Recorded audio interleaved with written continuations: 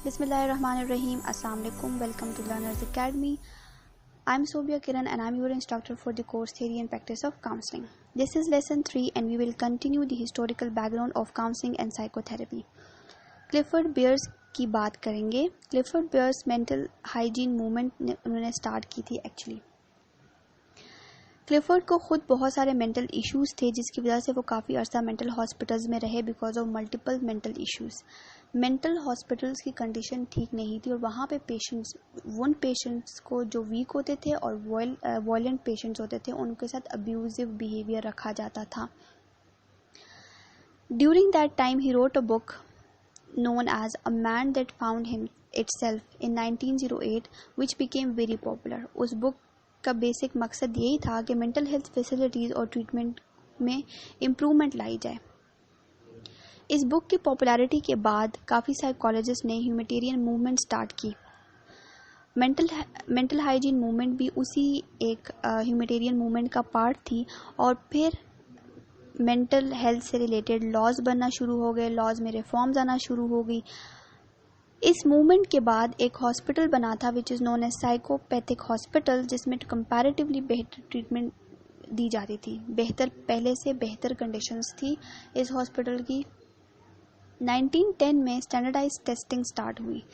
बीनेट and Simon ने intelligent test develop किए और ये इंटेलिजेंट टेस्ट बहुत ज़्यादा पॉपुलर हुआ था. ये इंटेलिजेंट टेस्ट आपकी सेंसरी ऑडिटरी फंक्शनिंग को मैयर करता था. ये टेस्ट कॉलेजेस, यूनिवर्सिटीज़ और स्कूल्स में किया जाता था कि इंटेलिजेंस असेस की जा सके बच्चों की. वर्ल्ड वॉर 1 में आर्मी पर्सनल्स की सिलेक्शन के लिए भी कुछ साइकोलॉजिकल टेस्ट डेवलप किए गए जैसे कि आर्मी अल्फ़ा, आर्मी बीटा, ऐसे कुछ टेस्ट बनाए गए थे ताकि उनकी सिलेक्शन के दौरान उनको असेस किया जा सके. उसके बाद और बहुत सारे intelligent test, achievement test, aptitude test develop हुए. 1950s में वोकेशनल गाइडेंस का पहला जर्नल पब्लिश हुआ and it was a great success in the history of counselling.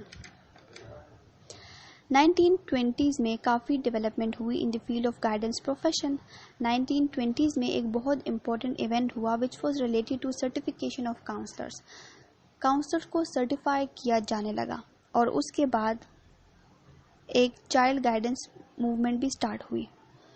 1930s में विलियमसन ने अपनी एक थ्योरी डेवलप की about counselling and it was the first theory of counselling which is known as Williamson trait factor approach.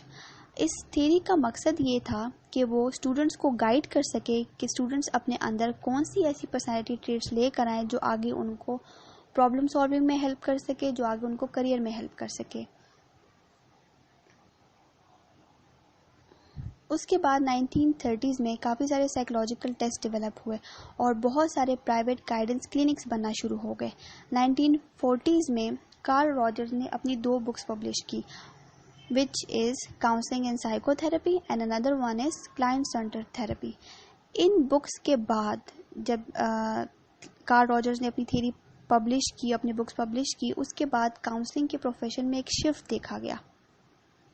पहले counselling ज़्यादातर guidance और educational और vocational guidance की हद तक महदूद थी.